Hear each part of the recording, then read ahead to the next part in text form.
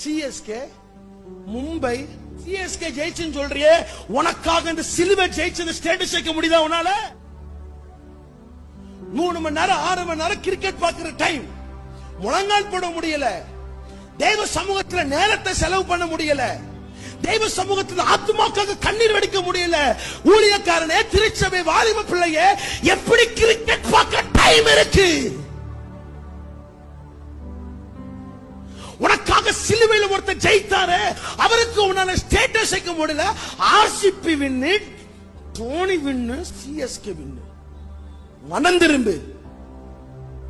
உனக்காக தோனி ரத்த சிந்தல, உனக்காக விராட் கோலி ரத்த சிந்தல, உனக்காக இயேசு ரத்தம் சிந்திருக்கிறார்.